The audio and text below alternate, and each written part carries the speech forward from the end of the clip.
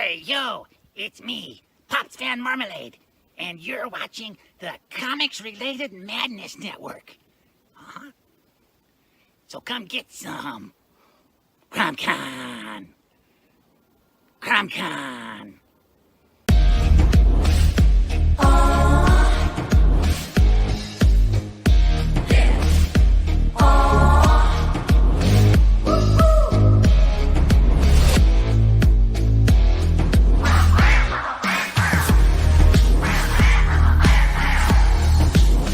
Your favorite podcast is Critical Blast.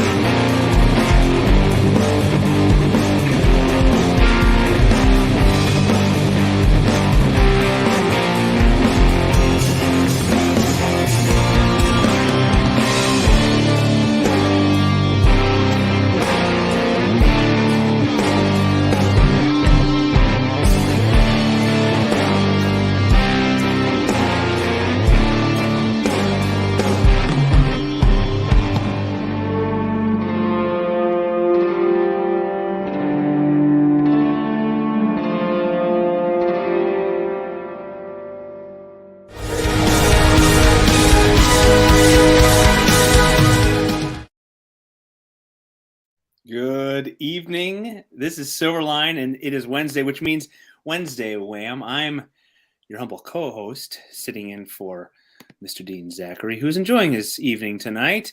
And as Dean says, we do transcend politics and the big two, and we love to talk comic books and all things pop culture, movies, books, storytelling, the craft and creation of our favorite way to tell stories visually, and with crafted words and all the delights of storytelling. And I said storytelling too many times. We have a small crew tonight, but I think some other folks will be joining us in a little bit. Before I forget, I always love to thank all of our supporters for our Kickstarter campaigns. And Barb, I missed you last week, so congratulations Thank on you. a successful campaign for Divinity. And we do have another campaign coming up. So everybody out there, if you want to head to any of our social media outlets or our website, you can find your way to links to our newest campaign and click Get Notified. If you're not familiar with Kickstarter, you can click on there and you will be the first to find out. Also, we always like to tease here and let people know when those launches are happening. So if you want to get your hands on the next round of stories, the February campaign is not far away. Tonight, Barb and Rob are here, and we have we are going to be talking about interactive storytelling. Now, Dean comes up with lots of great ideas. I think he sits around in a dark, smoke-filled room in his leather chair, and he just ponders the universe and comes up with all these great ideas. And then he crafts them these great questions. Oftentimes, his questions are much deeper than we actually go. What does that mean? We have a tendency to go off the rails really bad too. And I know I'm 1,000 times worse than Dean. Dean's great at just come back. Interactive storytelling. When I say that, Barb, first thing that comes to your mind? Well, I'm very old at this point. 38 is not old. Oh my God. I'm in trouble. So my very first interaction with interactive storytelling was way back before the internet, or just at the dawning era of the internet, when we had a live journal and stuff like that. And that was round robins. You would start a story, and then it would go to the next person in your chat group, and they would add to the story, and then it would go to the next person, and then they would add it. And so you didn't know where it was going to end up, which is basically the whole idea of interactive storytelling, is that you don't know the ending when you're starting the journey. Right. So of course, after that, things started to evolve, and video games came on the scene, which were interactive storytelling, especially the ones like Dungeons and Dragons, gaming, stuff like that, which I was just telling before we got on the air here. I am actually, for the very first time, at almost in 12 days, at the ripe old age of 64, started listening to the Dungeons and Dragons, Margaret Weiss Hickman series. Dragonlance. Yep. Dragonlance Chronicles. Yep. I am listening to those on audio book as I am doing my artwork. So I'm going along the adventures of Tanis Half-Elven and Raistlin and Caramon and those guys. So it's those three books are seared into my psyche. I have read them a bunch of times. That and all of the Drizzt, the Dark Elf books, the Icewind Dale and the Dark Elf. If you haven't read those, Barb, those are fantastic. So, but I'm glad that you said it. But those. We got some. We got a hello here. Good. Simulators. Hi, good. And then Steam Patriots VIP Richard Dunn says, I think this is in reference to you, Barb. Before Al Gore, meaning the internet, I assume. There was a before the internet. How did we do that? That's when they did the internet with smoke signals. Yes. Yeah. And I remember when this thing called letter writing, where we actually wrote to our pen pals and sent letters. You'd send it away, and you'd wait and check the mail, and Yes. I may need, let's see, Vic says the only one I can think of is the Gen 13 interactive issue in comics.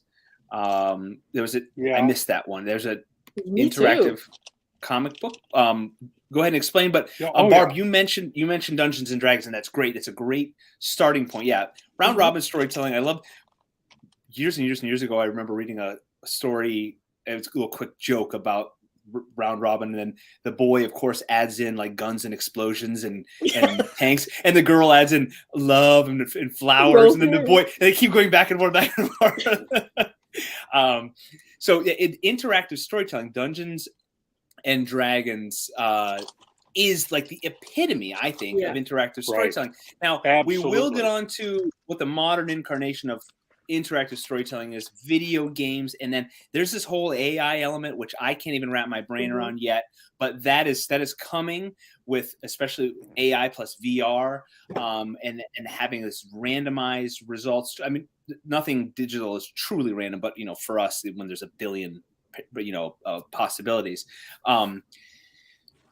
Dungeons and Dragons is almost round robin. You do have the dungeon master or the game master trying his or her best to control trying. Emphasize the trying. Yes, Yes. the DM can spend hours and days planning, and then in a moment, in an instant, the game can go off the rails. Blink of an eye. Yeah, just Yes, one. It's over. So it's like herding. It's like herding cats. Oh my goodness! Yes, but cats Oh, with yeah. with magical abilities and Yeah. swords and the roll of a die there, and it could go crazy. Which is so great because it is interactive, cooperative storytelling, and I think Yeah. that's so much fun because you have everybody's input, their own personalities, the characters, you have the rules, the variables of the dice rolling, and that can create amazing stories that go somewhere where you, as the storyteller, the dungeon master, would not necessarily have ever even expected. Oh yeah. Barb, yes? Yes, actually, if you want to take a step back from that, what led to Dungeons and Dragons was actually in 1979, it was the whole choose your own adventure game books. Those, and I loved those too. And those actually led to Dungeons and Dragons. I had a friend in that and miniature gaming,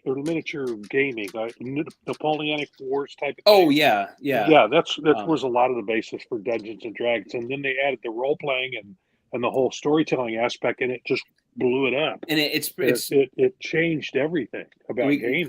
Talk too about how D&D has evolved from a lot more battle mechanics, which really make it's the simplest form of the game. I mean, that's something as a game creator you can control. How the role playing came into more and more of the game, but yeah, the choose your own adventure games. I had a buddy in elementary school, and he collected them. That was his thing. He had tons and tons of them, Nick, and I would borrow them from him. I would frequently, though, make a choice and then make another choice and come back to where I've already been, and I would go get How did I and try it again? Yeah, wait a minute. Why not? How did I do that? But they were so much fun. The choose your own adventure books, and those I feel like, and I could be wrong, were a flash in the pan. Speaking of literature wise, and I feel like they've tried to make a comeback, but like many things, I think video games ruin that. Video games have their are amazing and fun, but they're a medium that's just much more exciting than a choose your own adventure book. And take it or leave it, good or bad. But Dungeons and Dragons, you talking about the Hickman and Weiss novels, and then all the spawning Dragonlance books that went from there, those started from them creating an adventure, and from their adventure, they chronicled the story and made it, adapted it for a book. But that's where that story came from. And then they got to the point where you designed your own characters. Oh, who's that? Well, Dungeons and Dragons. Oh, you yeah. design your own characters, which everybody has their own characters now. So that's very much incorporating your own. It was very limited at the start, and of course you could make adjustments and so forth. But yeah, I'm kind of a stickler when I DM. I kind of like people to stick kind of to the core rule book and kind of to the core characters, because when you start getting off these addendums, I can do this and this and this and this. Yeah, and I can't keep track of it. They always surprise me. Oh wait, but I can fly underwater at twice my movement and be the size of a mouse. You can do that I'm God. I just took that right. away from you. And you're dead. Yeah. I do ruin a lot of fun. Roll up a new character. Yeah. And you're dead. Never had a session go as the DM planned. No. And a good DM will allow it. Sometimes the DM has to rein it back in, because then the story no longer works. There's got to be sometimes, but oftentimes a key character will get killed off and you'll be, oh crap, that I needed that guy. The trick is, as the storyteller, is to just apply, give it to somebody else. And in the storytelling world, from people, and the three of us have crafted stories. That's good stuff to keep in mind, to be fluid. I talk a lot about, when we've talked about crafting stories and how I like to get the bones of my structure. I like to know where I'm beginning, where I'm going, and the major points in the middle. But I like to allow my characters to come alive. Now they're all in my head, but they do get their own personality as they go, as they work, and I like to see those characters then drive the story, and that's where I feel like getting good characters and knowing your characters well, you'll know, oh, he wouldn't do that or she would do that, and that sort of thing. So very similar to the interactive side of Dungeons and Dragons. And clearly it's having a renaissance, which is good. I was just saying what video games have killed. I think a lot of people, and I'm on the younger end of D&D. I came in on 2nd edition, advanced D&D, AD&D. I missed all the early days of it. But people older than me who were playing in the 80s and so forth, and you were kind of ostracized for being very nerdy, and that's what it was. Now they're all grown up and don't care, and they have kids, and so there's a renaissance. There's schools nearby that have D&D clubs, and they play at school, and I think it's great, and especially for for those of us. We write, we're crafty, we have our nerdy tendencies, right? I'm not going to hide that. I was always a nerd. Yeah, there are studies that show this, that the playing D&D allows people. Yeah, I say D&D. That's just a go-to. But tabletop RPGs talk about a way to socialize in a forum that lets you be weird, lets you be goofy, lets you be silly, or pretend you're somebody else. And lots of people gravitate to that, or they otherwise wouldn't be talking and interacting and pretending. There's drama and so forth. It allows you to socialize when you're an introvert. Exactly. It allows you to be around people that you become. You get outside yourself and put yourself in another character. It's not you anymore. So you can be as extroverted as you want to be and not worry about it. It's the character. Exactly. So, it's the same as being in a drama club. I was very much an introvert, and most people remember me in school as the girl that would sit at her locker and read a book during the lunch hour. But I would get up on stage because that's a different world. Pretend world. Yep. You're not you anymore. Yeah, and if you're able to do that, so okay, D&D. That's a great start. Tabletop RPGs where you pretend, and the story, the core of the story is there, and then very rarely does it follow along that. We got Pop saying, "Hey, hi, Pops." Hey, Pops. And then what up? And then VIP Steam Patriots VIP Richard Dunn says, yes, my nephew. He's talking about my nephew. Met his wife from England. His wife also a Steam Patriots VIP. Whole family of Steam Patriots VIPs. While playing video games. Yep. Getting online, and so we'll get to video games because I think that could take up a big chunk of our talk here, because that's it. When I think interactive storytelling, really almost any modern video game with a storyline, and I'm sure we could argue even first-person shooters are a little bit of interactive storytelling, because your story is a battle and who won and who lost. There might be more to it, more nuances, but any modern video game, like Halo, you think of, all of the, now you're blanking. The big fantasy one that everybody plays. Oh my gosh, give me a second. Magic. We'll get. No, the video game. We'll get to it. Just a second. I wanted to get to Skyrim? Thank you. Leave it to Rob. Wow. My son plays these things. Yep. So my kids play. See, and my son. Yours are, mine are grown. Their big interactive game growing up was the one Oregon Trail. Oh yeah, You die. You get dysentery and die. I would try to go as fast as I could. Everybody died, but I got there. Yes. Sorry.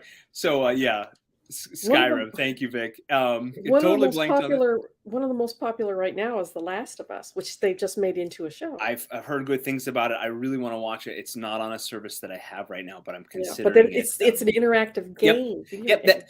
Skyrim.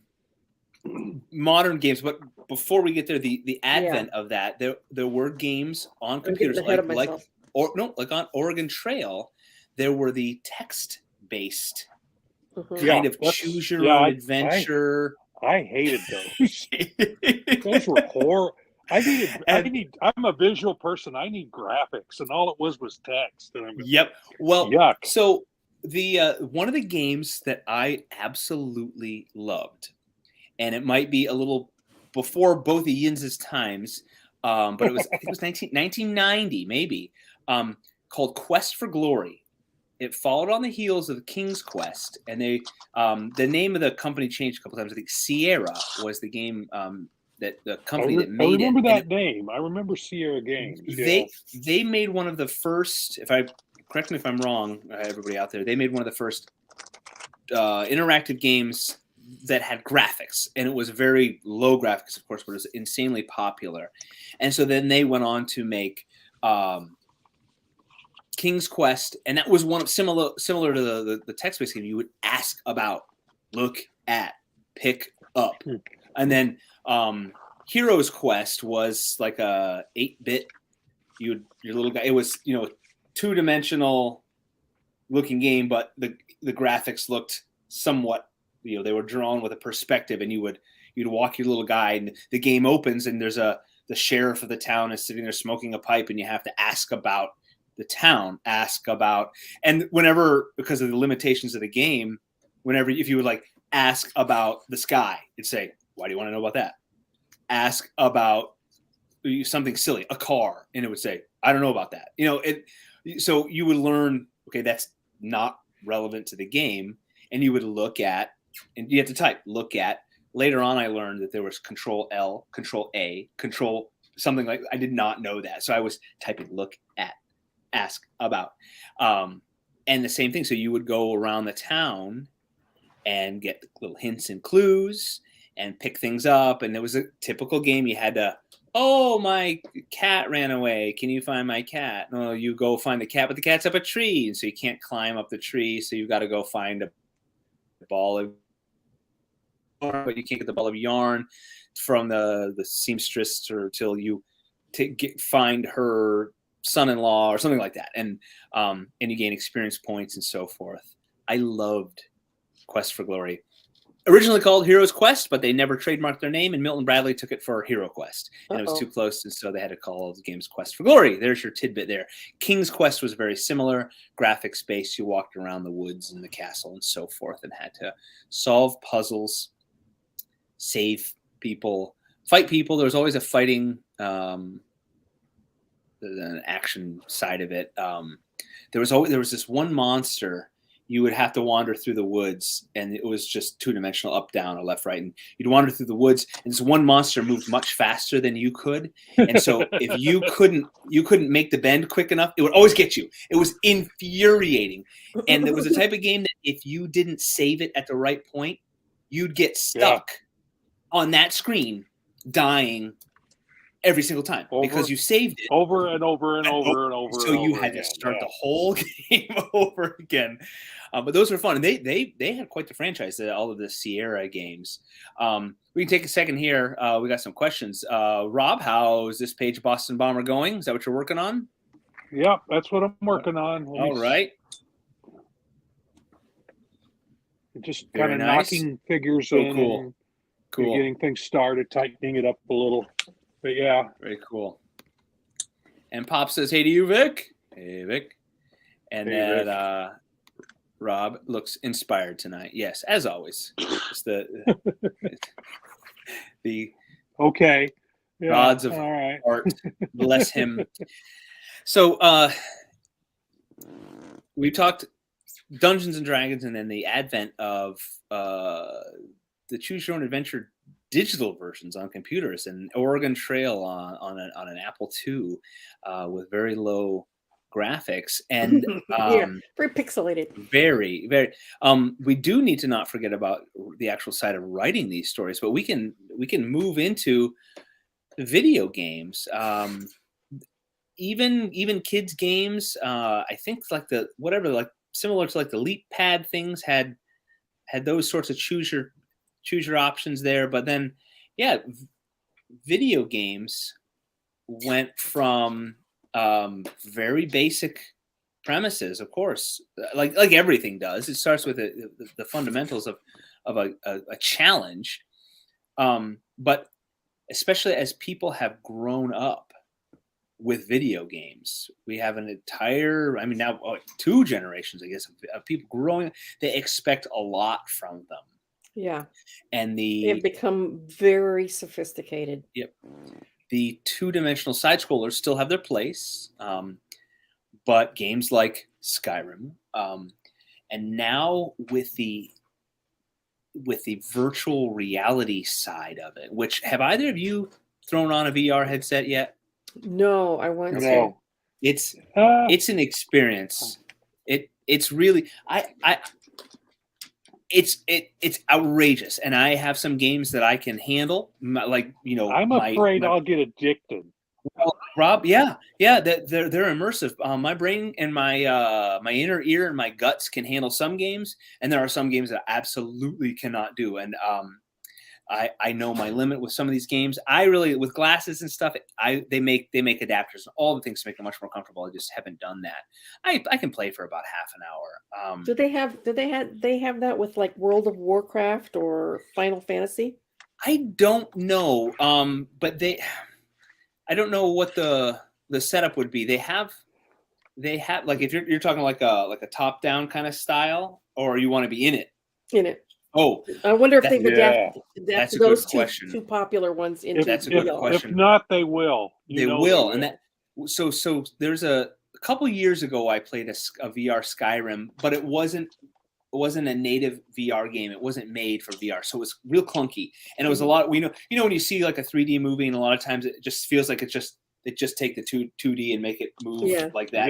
Yeah. That's what Skyrim felt like, but it was pretty neat because you could just look around. The element of full movement is still missing, but they're fixing that with walking and so forth. I would love to try a VR headset one of these days, because full disclosure here, about the only 2 video games I've ever played are Pong and Frogger. So, but I have been raised around my kids who played old, because I'm not a video gamer. That was my favorite. Asteroids. Yeah. My kids played a lot of video games. My son still plays video games, only he plays them online now. Yeah. And see, that's really getting, because you've got the headset on, you're talking to people. Yep. And see, that was, I think, was the next step after playing video games by yourself, is connecting into the internet, and you're playing with a group of people. Yeah. And that when they that first same started thing. doing D&D online, that was incredible. Yeah. It was fun because now you can play with anybody anywhere, and I play with my brother who's in California and so forth.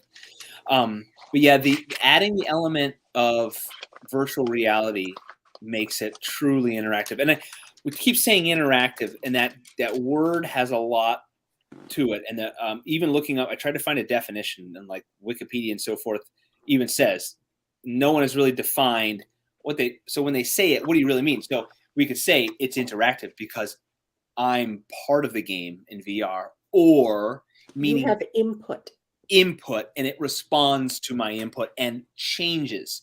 So the nuances of the interactivity of the game a lot of them are there, but there's jokes about NPCs, non-player characters, video games having a limited number of responses still. So that takes you out of the game a little bit. It's funny, but just like in video games, like people are chasing you, and if you hide for just long enough, then everybody forgets about you. You know, that's not how it should work, but those are video game rules.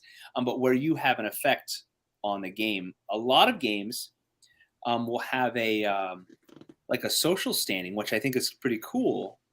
You know, if you keep doing bad things, people don't like you and they will treat you poorly, and then you won't be able to come in here, or they'll keep you away. Or if you keep doing good things, you know, your reputation. And the games have had that for a long time, but it's getting more and more, again, more refined, and has a bigger role on the gameplay. I remember nobody wants to be Negan from Walking Dead, which is also, by the way, now an interactive game. Yeah, I've not played any of the frightening or horror games. Vic says VR headsets make me dizzy. So dizzy. Yes. Like I said, I thought there's a flight simulator game that I really like. I thought that would make me vomit instantly. I mean, because it's everything, and you are looking around while you're doing a barrel roll. But there's another one that's a first person hack and slash fantasy game, and it really just seems like the game is just to walk around and chop everybody up in sword fight. That one makes me violently ill almost instantly, and so I can't do that. Vic's asking if we know about Heroes World. I do not know what that is, so feel free to toss it up in the comments. I've heard of it. I don't know much. I don't know anything about it. So from the crafting of the story side, I feel like that is a daunting task. Oh, yeah, because you've got to come up with all these branches Yep. of the story. You've got to think of everything. Yes. And that's a horrendously huge task. which is why I guess with the huge video games, the hundreds of people involved, and then the play testing that has to go into it. It's beyond the scope of my understanding. And I even just thinking of writing multiple plot lines that line up, which I love when TV shows do that. I love when books can do it, when they can run concurrently and match up when it's done well in a show, and when it all ties back together, or when one affects the other without them knowing it. I think it's very clever. I think I would actually be fairly good at that because I have a habit of going down the rabbit hole. When I write, I can go, I am a very logical writer, so I have to make everything make sense so that I'll go down all these rabbit holes. Yeah. Well, what happens? This. Well, what if we did this? So I would actually think I would be pretty good at it.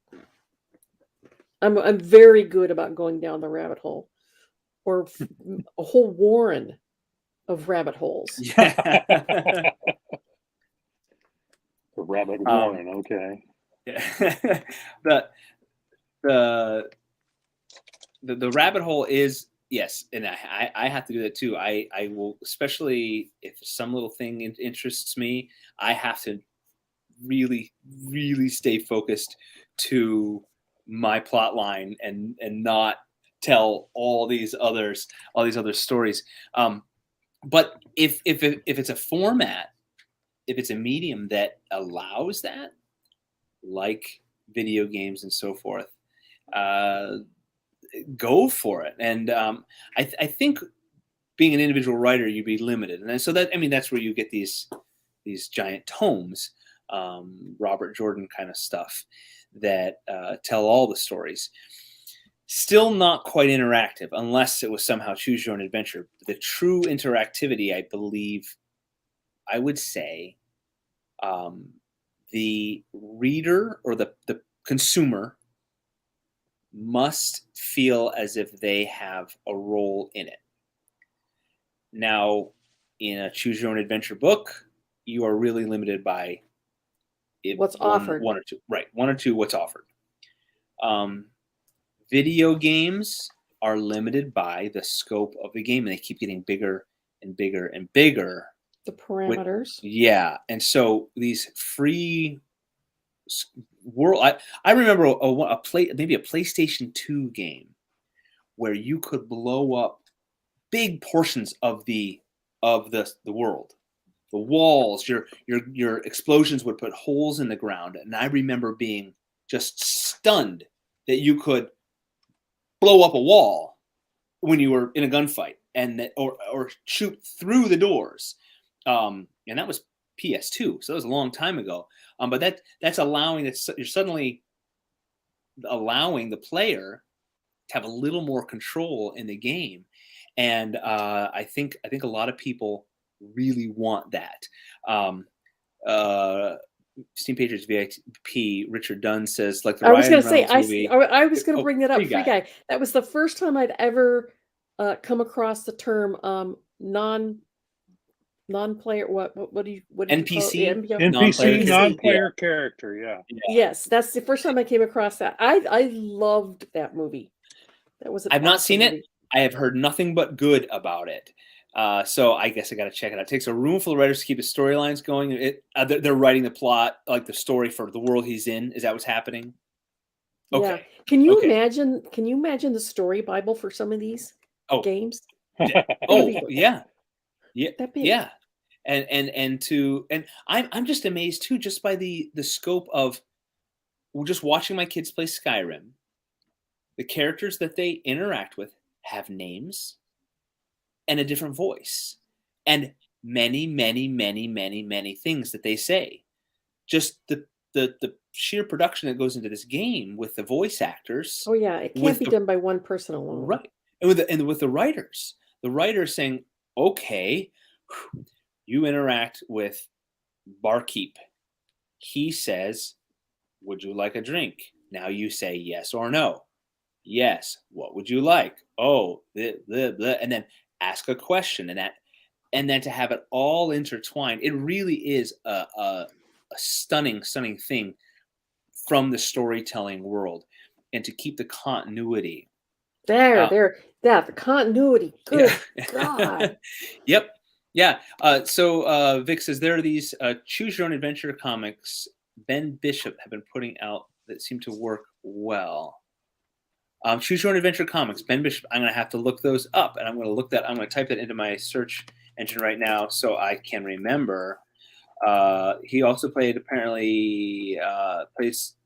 10th goal for the Buffalo Sabres. That's interesting. Comics. Choose your own adventure. Okay, I'm going to look that up. Split decision graphic novel by Ben Bishop was on Kickstarter. Cool. Thank you for that. We'll check that out, because we do like to talk about comic books here. I think I just think what it would cost, right, Barb? How I know you gotta tell a story in 22, 24 pages or whatever to make it a graphic novel. But now to ask your artist, okay, do it all again. Only this time we're going to go off this way. Right. At this panel. Yep. Your hero is there was another PS2 game, I think it might have been Champions of Norath or Baldur's Gate 2, if you remember, where you could choose a good or a bad path. And that's similar. I mean, that's two paths. So think of that in the comic book world. Yeah, okay. Now your hero chose to be good. Draw the rest of the comic. Your hero chose to be bad. Draw the rest of the comic. We got a different. Didn't Ben Bishop? He did Ninja Turtles. That Ben Bishop? The Last Ronin. Oh yeah, that I just got done reading that. Different Ben. Are you saying not Ben Bishop, the hockey goalie? I was joking about that. Okay, yeah, I will definitely look that up. That's awesome.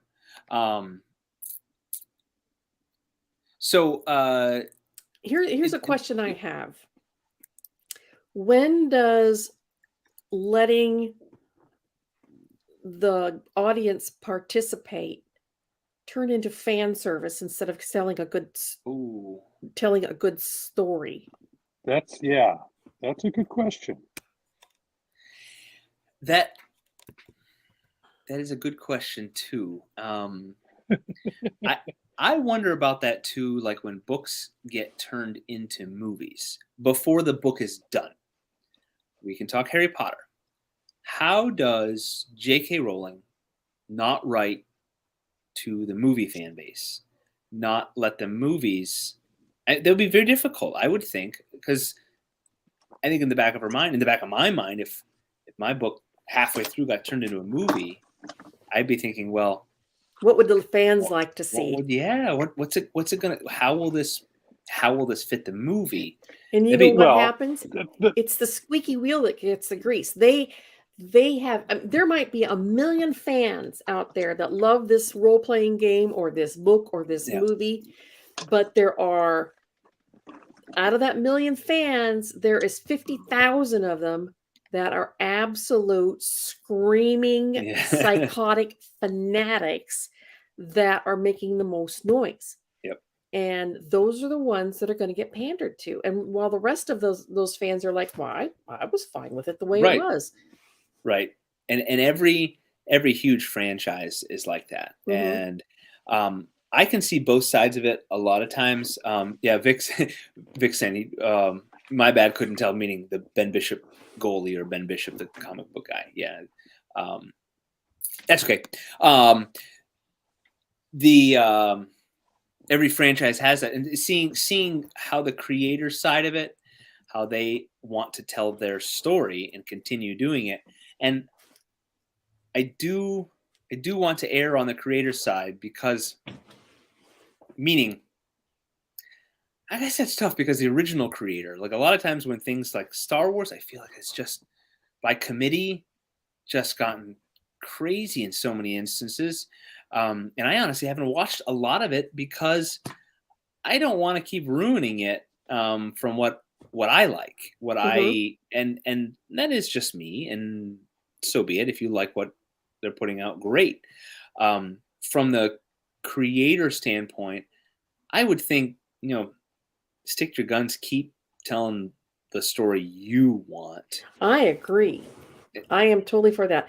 But then when you get into the interactive side of it, and I know that I haven't really looked at or studied up on it too much now, but there is actual interactive writing that on the internet now, that it's not round robin, but it allows you to dictate how these stories go. I was looking on the line here, and there's actual isn't programs. it something where the fans vote on what to do next, or suggest things? And I've read something about some of that. Yes. I don't know how to feel about that. But yeah, because again, you could go off track so badly. Yeah. You could start out on point A. Well, here's a really good example. So when you're going on a trip and you're doing your little Google Map thing, you start at point A, but you also want to stop in Duluth, Minnesota on your way to Fargo, on your way to Seattle. But somehow in Duluth or in Fargo, all of a sudden you make a U-turn and go to Texas. I mean, you run the risk of having a fairly decent plot with story plots along the way, and all of a sudden heading in an absolutely opposite direction of where you wanted to go. And how do you get that back on track then? Yeah. Because the fans have stolen the bus and they're driving. I guess though that's the chance you take, and I think everybody needs to have mutual buy-in from all involved, and they have to know that if that democracy wants to run it off the cliff, or it could turn into something amazing, which I guess maybe is the same premise with Dungeons and Dragons, because you have to. Yeah. Now, Dungeons and Dragons is a bit more controllable, because if you've got 5 or 6 people sitting around a table, and one person wants to be an obnoxious moron, it's a good idea usually to ask that person to not come back. Also, Dungeons and Dragons has a DM. Yes, someone to rein it in. Yes, someone to say, no, you're not going to do that. It's not going to happen. You failed your saving throw. You're dead. Right. Yeah. Nope. Yeah. I always, I don't know if, Rob, your phrase is when someone asks something absurd, I always say, you can certainly try. Yeah. I'm not going to tell you how difficult it is. Go, yeah, sure, roll. D20? Yeah, roll your D20. Nope. Doesn't work. Sorry. Doesn't work. Yeah. Doesn't work. That's how you control the story. Yeah. The interactive side with you when you have mass people voting or whatever to control it. There was, and I'm going to probably goof this up to my cousin John, if you're listening, somewhere in the Warhammer world, I believe it was, with a rogue trader. They wrote their Warhammer world, like you're saying, Barb, and they at gaming conventions where people would play the game, and they would continue their storyline from the outcome of the games. Meaning the tabletop with the dice and the stats and the wins and that's how which I think is kind of cool. I think it's really cool because it's not voting. It is some chance, but it's like, so you have your fantasy world all up here of the Warhammer, the concept of it. And the only way it's really going to be real, unless we're in the year, 24 whatever or 40. Where we have these mechs, that's as real as it's going to get at the tabletop. So let the battle play out, and let the battle. That's the real battle for all intents and purposes. I might have my information mixed up, but there was something like that in the early days where that was in the days where. That is a really intriguing idea. So here's a concept. So you get a popular game or story, and you start a national competition, and it's small competitions, and the person who wins that competition, their story gets integrated into the story, and then so it goes a little bit, and then you have another competition, and the winner of that gets integrated into the story, and that would be super popular. It would have to be with something that's nationally recognized. I think it would be tough. It'd be tough from the ground, to take Steam Patriots. I don't know, and create the Steam Patriots world, and then I'd have to have a game. That would be tough. But if like have competitions, right? If Wizards of the Coast decided they wanted to create a new novel or a new set of modules, they would have buy-in. Instantly. They have the. We let you choose the story by winning the competitions, and people would flock to those competitions. Yeah, I think they really would. That's a fantastic idea. We got a question here from Steam Patriots VIP, Richard Dunn. Can you give me an example where fan fiction affected the continuance of the original creator's ongoing storyline? Ooh, good question. No, I can't think of any, but yeah, the original creator allowed fan fiction to change their story, if I assume, because most of the time I think the death of Jason Todd at DC is the only thing I can think of that's close to that. When was that? When Robin was killed off, they voted on when to kill off Robin, who was it was Jason Todd had taken over the role of Robin in the Batman books. Okay. And there was a vote amongst the fans as to whether he would survive an encounter with the Joker or not. Kill him off. 1988. I just had to look that up. They killed him off. Oh wow. Yeah, and they ended up killing him off. Yeah. They brought him back later, but still. Yeah, they do that. So that that was a vote. And Mr. Dunn is asking. There hasn't been like major changes. I've seen a few TV shows, where they will throw a bone to the squeakiest wheel, and it won't be a huge bone, but it'll just we want these two characters to kiss, or whatever like that, and they may we'll let them kiss and get these guys off their backs.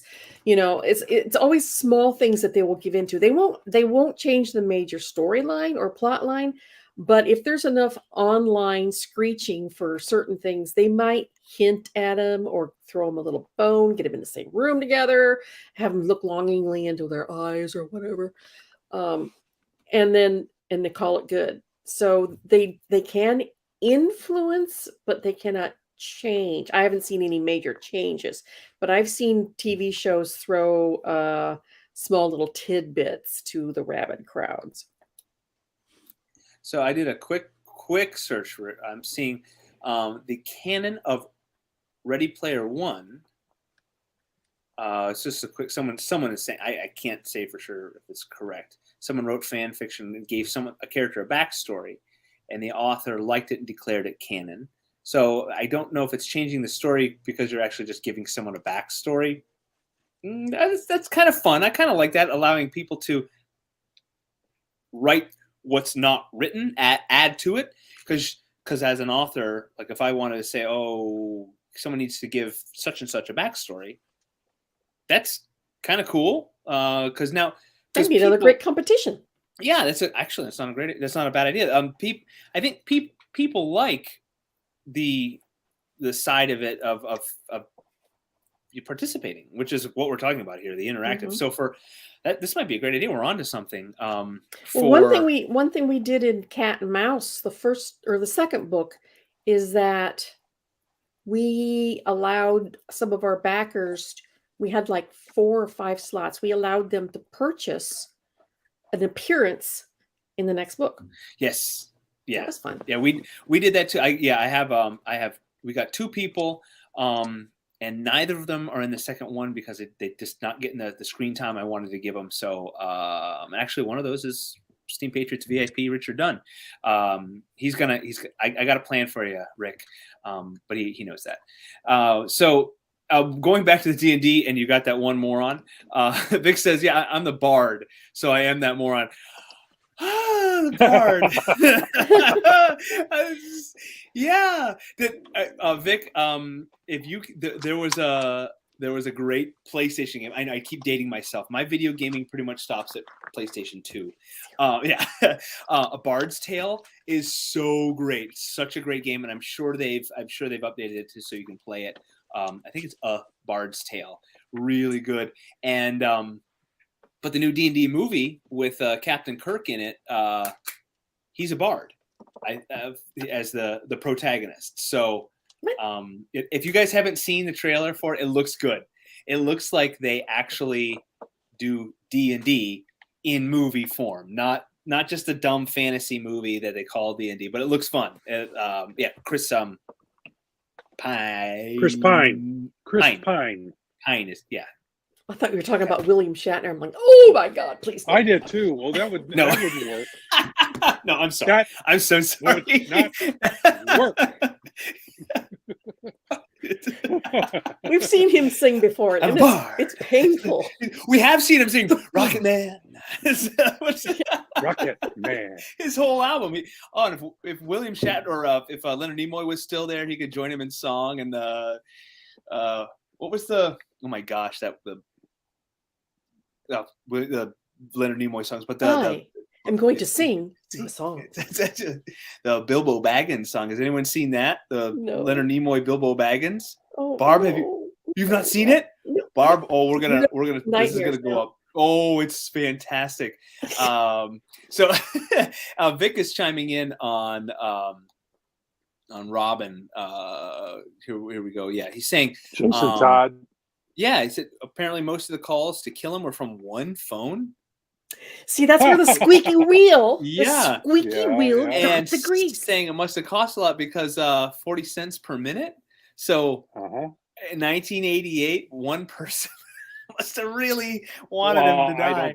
I don't think it was one person. I think it was more than one, but there was a movement that sprang up of people. There was a handful of people that said, it's 40 cents a minute. Let's just nail him. Let's just kill him. And they ended up doing it. So but I mean, like I said, they eventually brought it back, but I think they even brought him back as a villain. So Yeah, I Red had to Hood, look wasn't him it? up. He's the Red Hood. Yeah, I wasn't following things at that point. No, he's Red Hood now. Yeah, I So believe yeah, that's he is right. very morally ambiguous. Well, and he was that not a very nice character to start with. So He's still not a nice character. Yeah. I think so. Correct me if I'm wrong here. We're coming. We're all sort of agreeing, and that a level of interactivity can be good. And if in the comic book world we could come up with a way to do it, which they have, 1988, it was with a phone call, and I'm sure if we did some more research, how the comic book world has allowed readers to drive storytelling or be involved, I'm sure there's a more modern example, and I just haven't found that yet. I did not. Poll. Web comics. There's Yep. web comics, web comics, and an online poll would work.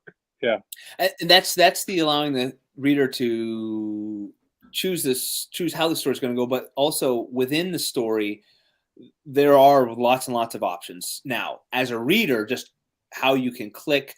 I closed the tab. With webcomics now, as you can choose which panel you go to, how the balloons spring up. That's another level of interactivity where, again, a static image doesn't give you that. I think it has a place. I can say, of course, the market wants it. That's video games. That's what video games are, and all the big games that have more than this level of playability. I think I've said it here before, is that I think video games are the next big storytelling medium, and because it has that interactive possibility with it as well, that it's going to be interesting to see where that goes, because so far the storytelling has been pretty focused on that. There's a beginning, middle, and an end from a writer. But if you start getting it where there's more interactive, it could go anywhere. It'd be just like a D&D campaign where you've got the dungeon master who has started things, and then kind of built the basic world, and then suddenly it goes off the rails and goes any old directions. So there could be some really interesting stuff. It could go really, really bad, or it could go really, really good. Wouldn't you want to have some parameters at least? I mean, like, say we were doing Oregon Trail and it goes off the rails and they land on Mars. I mean, it's not the Oregon Trail. I think the parameters that are set by the game master or the dungeon master in this, if you're talking D&D. I mean, so if you're setting a world that's the setting of the world, like pre-firearms, you have to set a limit. Okay, this is a pre-firearm world. You cannot introduce a firearm. Stuff like that. Yeah. You can do anything else, but you have to go. And if you do, you have to go through the stages of how they were introduced. You have to discover gunpowder, and then you have to take the correct steps. You can't just do a Deus ex machina and just the black hole just burped out a gun for you to use. Mm-hmm. Which I think, I mean, really, I think we're on the road to, I don't know how far out it is. I'm frequently surprised by how quickly technology does something and how it's just exponential, just always exponential. Yeah. I think we're on the road to like a Ready Player One world where people put on the suit and enter into, because already in one of the VR meta games, it's made for, I mean, it's very kid-like, and your person is very basic, but you run around and you can go and play paintball. You can go to a sword fighting room and a flying, and so that's your world, and you just run around and with your headset on, and you can talk to people and so forth. But that's the very basics of something like a Ready Player One world, where there are if you want to get metaphysical about the whole thing, there are people that postulate that the universe we live in is a video game. Oh yeah, yep, it's a simulation. We are a VR game, huh? Yeah, and we already are a VR game. So Now we're going to go into the. You're postulating a Horton Hears a Who Oh universe. my, yeah. So we do have an addition. We'll say hello. Good evening, Aaron Humphreys. Hey, we're talking. I'll clue you in here in just a second, but I'm going to give Vic a moment here. We've been talking D&D, Aaron, because with interactive storytelling and so forth. Oh, I didn't even think about that. Interesting. Yeah, he's not that bard. I'm a Dragonborn bard, so he's less of a menace. Oh goodness, bards are still a menace. You can't help it. Just the bard. Here, let me play it too. We've been covering the entire history of interactive, starting with round robins, and then it went to choose your own adventure, and then that's what I was thinking. Yeah, then it was D&D, and now we're getting up into video games, and now we're into VR. Yeah, we've talked about like where this Vic says keep Red Hood's name out of your mouth. He has a reason to not be mean. Batman just let his killer walk. Yeah, okay. He can be soft. Okay, so in setting the parameters for our VR world that we'd enter into or whatever, make the Japanese hand cannons before you make your flintlocks.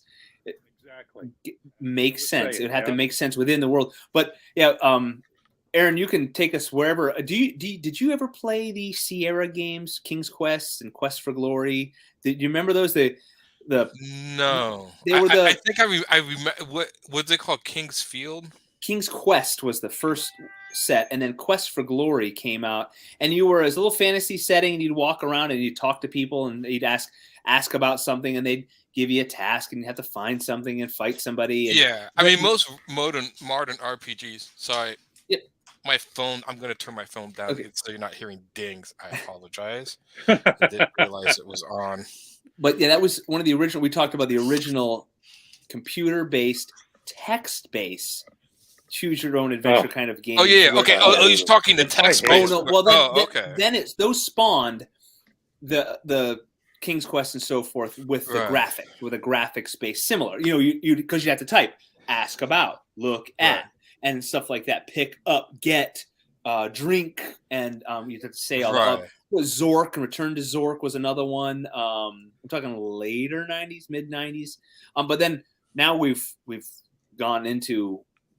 I think we're on the road to a Ready Player One's type world. I don't know when that would happen. There's a lot that has to happen because if you're going to add in the tactile side of all of it, I'm sure VR is getting there. I mean, I don't know about the newer headsets. My headset is pretty old, but there is an MMO.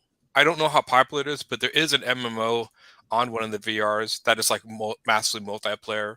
So that would be as far as like entering a world. The most storytelling. Storytelling is really hard, like in VR especially really hard, because since you can look everywhere, it's really hard to direct the eye to what you want to see. So, but yeah, it's funny that the probably one of the more ingenious storytelling is like the Dark Souls type games, where it's more the story is in the world. Like a lot of the stories in the item descriptions. You read the descriptions of the items and stuff, and that'll explain the overall backstory or lore of the world you're in. And you could choose to ignore that story or not. You could just play the game and kind of interpret it as you see fit, or you can follow the story, but it's not really in your face. Very interesting. It's almost like archaeological storytelling where you're digging through this world and figuring out what had gone on. That's cool. Yeah. That's cool. So and then there's like cutscene story.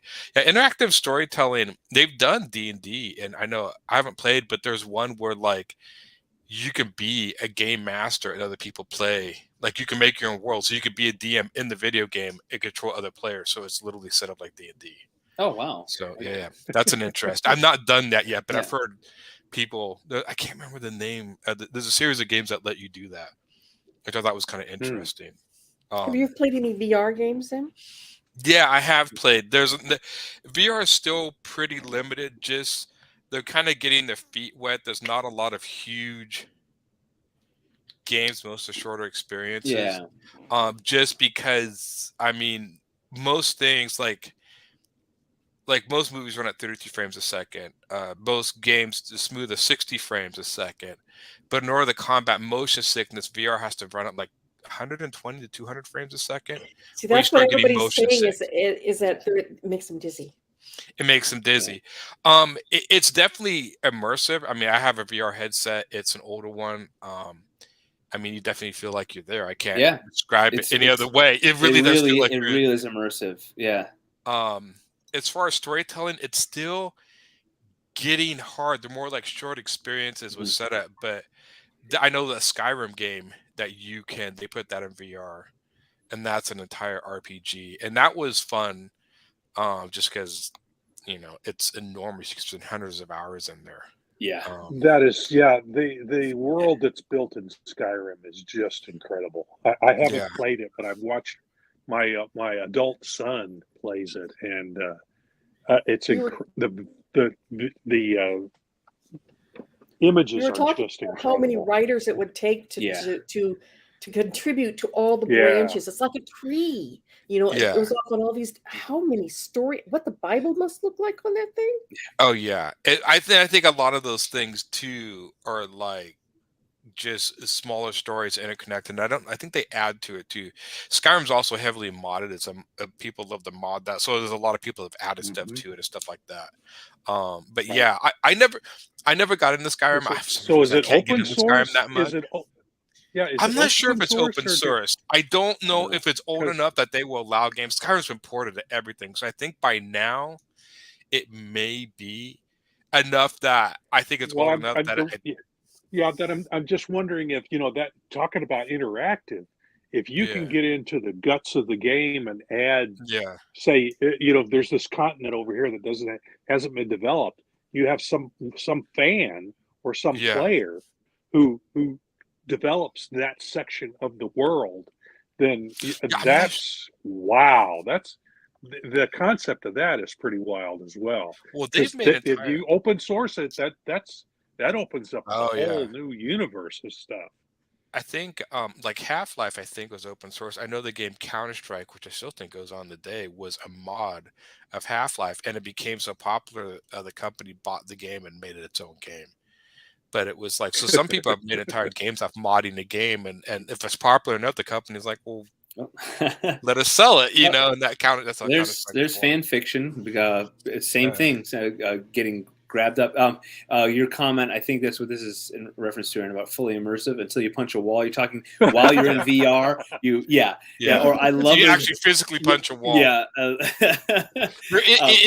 there are some that you can stand and move. There have been. You can't. I think you can buy these, but they're handmade, so it's like a harness where you stand like in a ring, say like it's a belt around you, and there's like strings connected, so you can run in place and dodge and move, and it doesn't move you, but you can actually physically run in place and you're running in the game. Right. But I think those are handmade. So I don't it's know almost a virtual holodeck.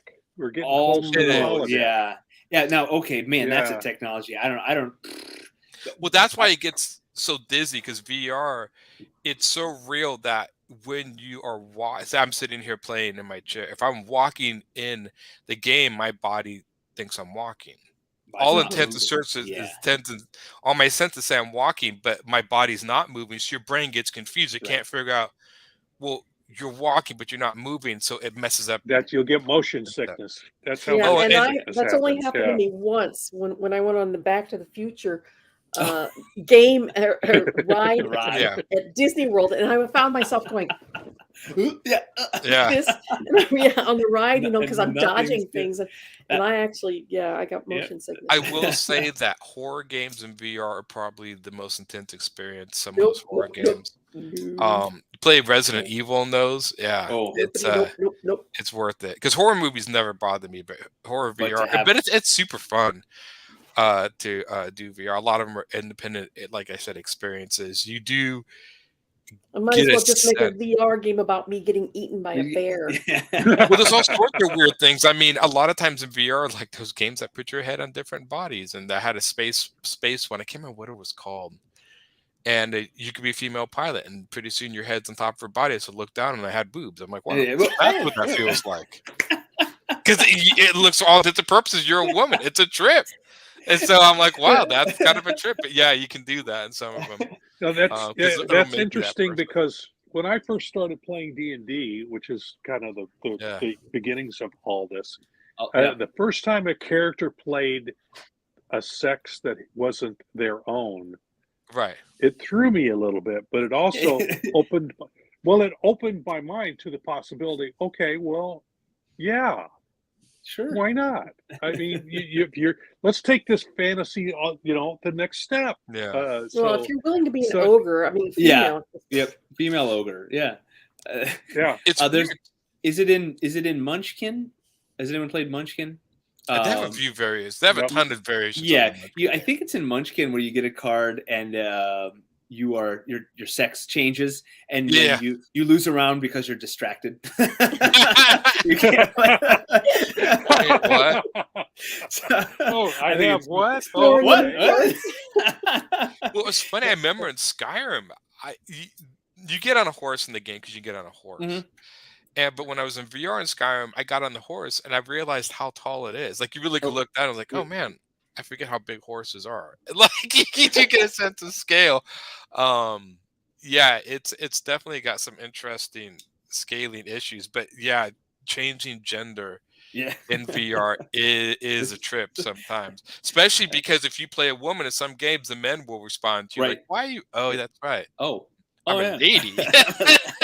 Hey, yeah. Vic saying can't wait for the real holiday. Vic, see, I there are so many questions that come from my mind for a real holodeck. I first of all, I think why not make the entire Enterprise or ship holodeck?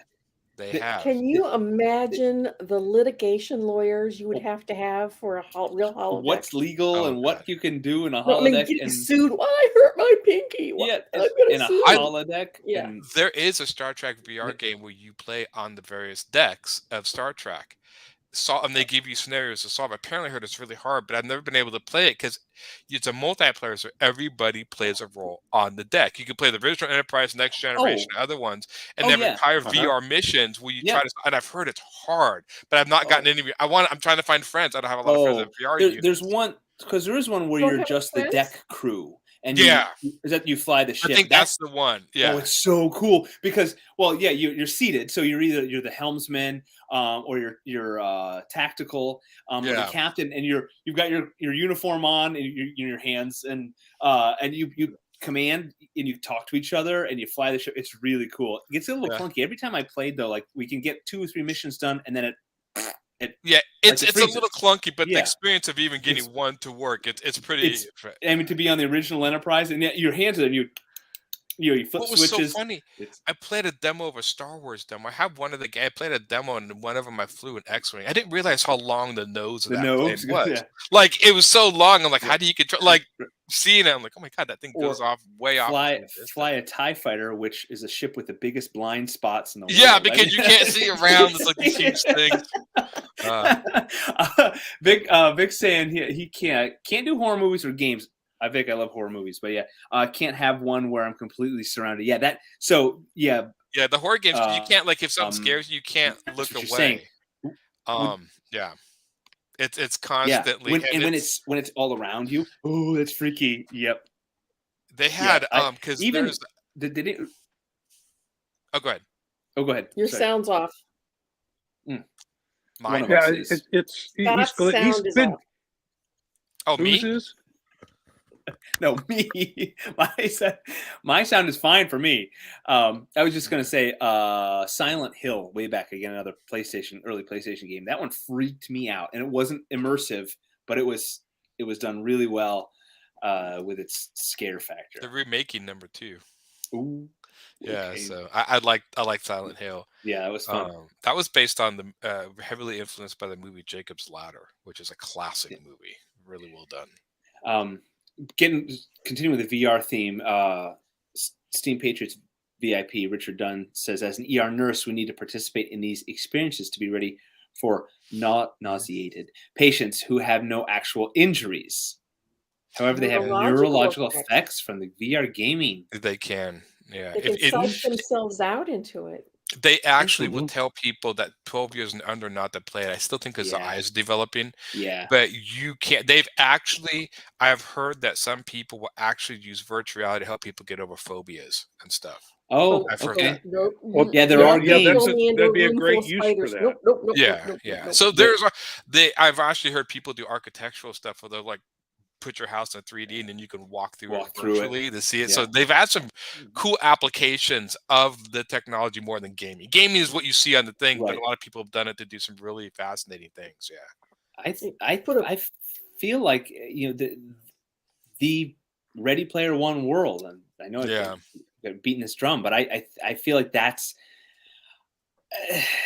where we're going to go, and we'll have the holdouts who won't, but there's going to be mass interest in that. If you could live in a little house and then enter a limitless world through a suit like in Ready Player One, why wouldn't you? And you could be whoever you want. Well, you've heard of the iteration that's what's like continuous creation of like a universe. That, in other words, that idea, if we're living in a matrix sort of world, that we are like few generations back. Like, in other words, the original people made a matrix world, we escaped into it or download ourselves into it, and then over time in the matrix world we develop VR and go to the next iteration. So we're literally continuously going into numerous digital worlds. So the universe is digital in and of itself. We just keep upgrading as our technology advances, and we develop, like, we're at the stage of developing VR, and then eventually we'll escape into it, and then it'll be the next iteration of reality. It's a science fiction idea. It's an interesting one to think about. Yeah. You know what I'd love to do with VR is I would like to travel the world. You can. Yeah. You kind of can. It's not You could quite. actually It's pretty darn close though. Like, the one thing go to Scotland and to have somebody walk around and see all the sites that I'd want to see, and that would be interactive because I could like choose to go to Edinburgh or go to Inverness or whatever, and choose where to go. You can't really choose. I think they have some. I know they have one you can walk on Mars, and it's actually taken from actual photos of Mars. So it's as fat as much you can create. That would be cool. And I have not been able to figure out how to download it because I don't have a PC. I do a PlayStation, but they've done other ones where you've been able to spacewalk and experience that a little bit. VR is definitely a trip. It's got some really I mean, the technology is just getting better. I'm afraid I would get addicted. I would get the little house. I would do exactly what you were saying. Just get a little house. I wouldn't need much of anything. I wouldn't need comics. I could have them virtually. Yeah, virtually. My whole comic book collection could be virtual. In fact, I can collect books it's impossible for me to get now. So and then before you know it, you're in the Matrix. Really? Yeah, I mean, Avatar, exactly. Avatar, right? Like, it's tube of food and just have the drawing programs. There's drawing programs, or an IV to the drawing programs are crazy. And then we'd lose our bodies, and all we'd have left is our brains. Walk through your drawings. Oh man, there's Rory. Hello. Take a time to fall out of the fire. How long is that thing getting now? You have missed a great conversation. Just give me one moment. Yeah. Vic, yes, this is an excellent question. How do we write interactive comics? We'll get to that one in just a second. Aaron, you're making this brain hurt. Yeah, with the theory of with we the are Matrix living iterations. in a simulation. Yes. Rory, folks, everybody out there, thank you so much. We are coming towards the end. Rory, we're so glad you're here. We know you are studying studiously and diligently, and you are top of your class. We welcome you. We've been talking about interactive storytelling, from everything from choose one's own adventure to text-based video games to the so on and so forth of Heroes Quest and so forth to modern video games and how does it work in the written format? But yes, if we could, while we get towards the end, is it possible to make it work for comic books? Now, I think digitally, and Rob mentioned that, web comics and digital comics is a lot easier. Bar brought it up too, and I said, if we're doing this in print, think about the cost to have an artist write. Okay, we got one comic, and then we branch off each and then iteration. draw the other. Right. Yeah. Each the iteration. amount of work that goes into it to make it interactive, I do think comics are very, very limited, and they may have to just stand on their own merits and do what they do best. Well, the only way that would work is if you did an online poll and then you didn't move on to your story until the poll was completed. Okay, then the next step is it have like a another Simpsons poll. episode Futurama or Simpsons where they're in the theater and everybody has to vote what the main character does, like double check paperwork or run out the door? I don't remember that one. I don't remember. Good. But so the level of interactivity, which is still very hard to define because I did a bunch of internet looking and searching, and no one can really define what interactive means. And I think really, if we just keep talking, we just have our own. We get it. Yeah. Full interactivity. We're talking holodeck, right? Right. Yeah. I mean, and then we'd have to be at this AI, like artificial intelligence level that we're on the cusp of. Did you guys ever, speaking of a holodeck, did you guys ever try to figure out how they're able to walk and not bump into a wall? Right. The only thing I can think of is that the ground must move. The ground has some sort of but I wonder, like, how can they get away away from you can only get like 10 feet away from the other guy. Never split the party. You can't. Yeah, I thought about that too. You can walk, but how are you like, walking? do they go into another room? Because and some of them, like, they'll split and go on separate adventures in the holodeck. And I'm like, the Robin Hood one where they're off in the woods, and how? I got it. How many holodecks do you have to have next to each other? Right, to connect to do that. Yeah, another dimension. It's as easy. Yeah. The Enterprise has some sort of interdimensional room, just as all contained. Because when it's one person, it makes sense. Okay, he's just walking in place and doing that, and they're changing as they go. Bigger on the inside. But when they have parties where they separate, you're like, how is that possible?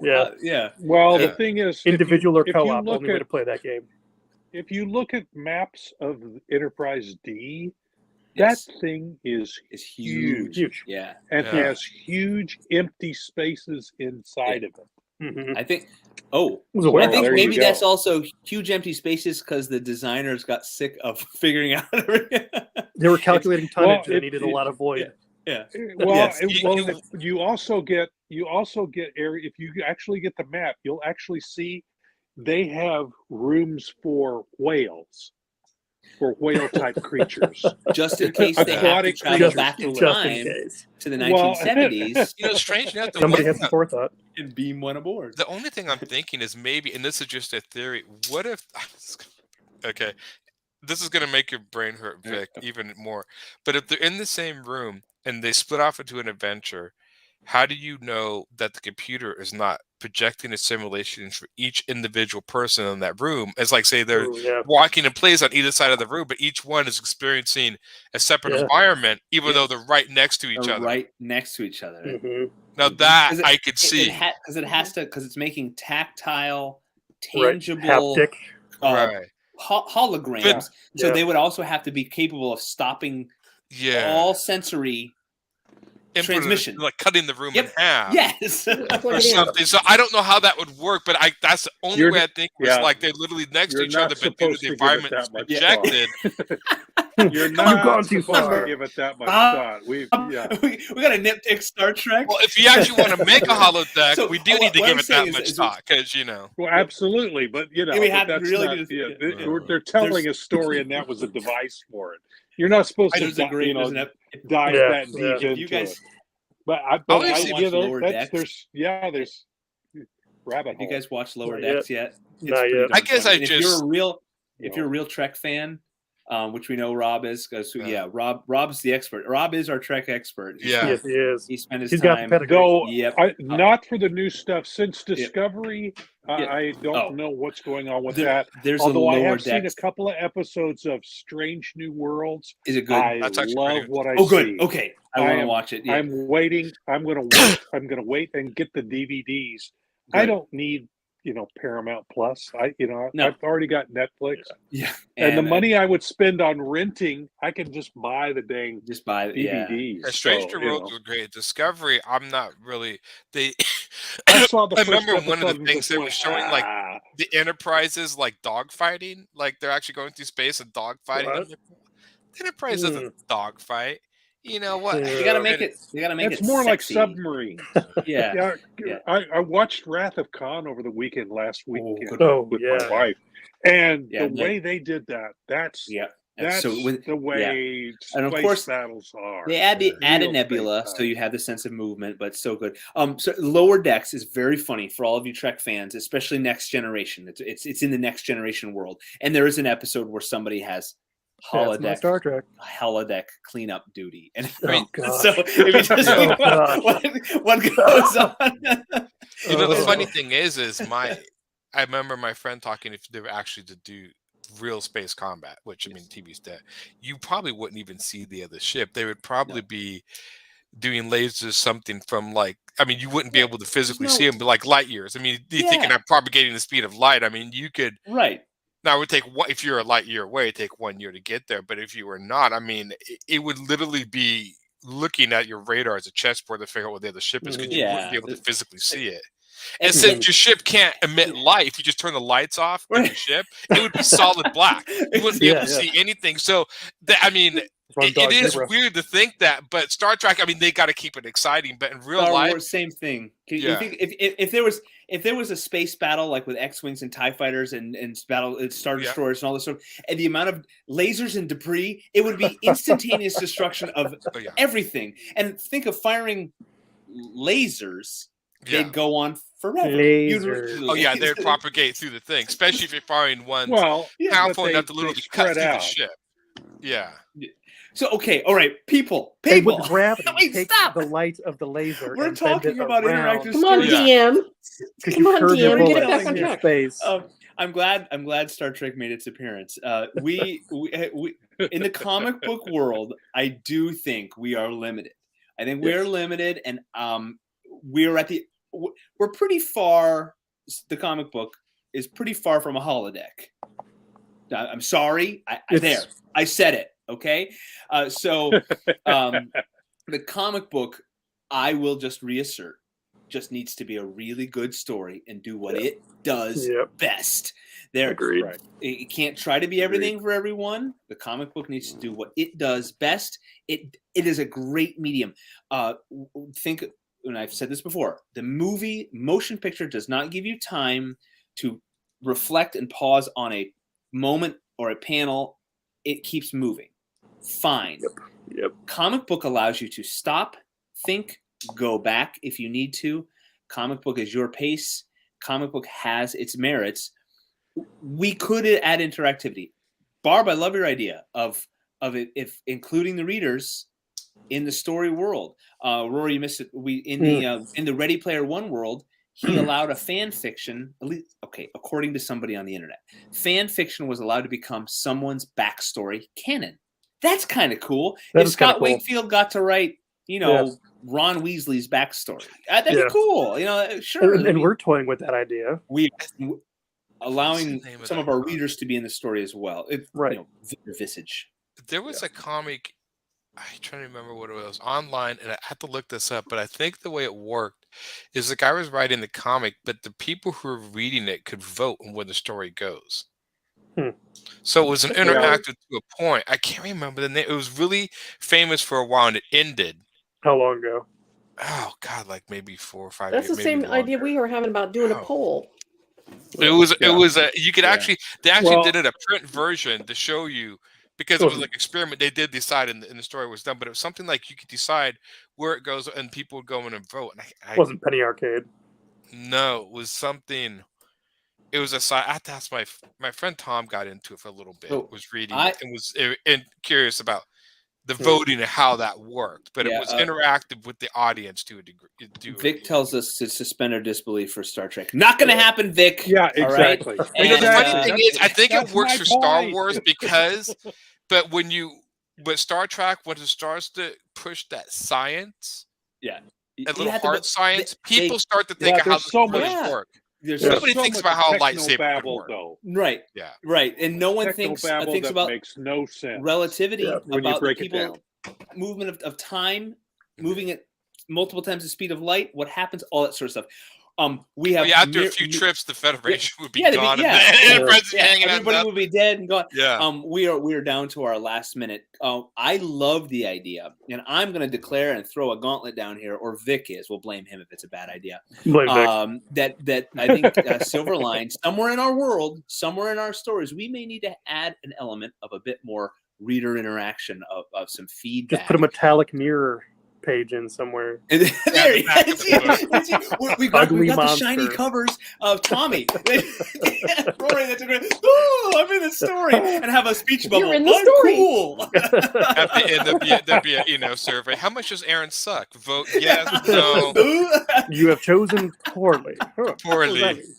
I love that. So we need to look into how Silverline Comics can add a little more reader interactivity. Now we've got interactivity in almost everything we do with our Kickstarters and with us here and our shows. And you got tidbits, you got little stories of Rob seeing the what he's creating. Not a Silverline story, but that's okay.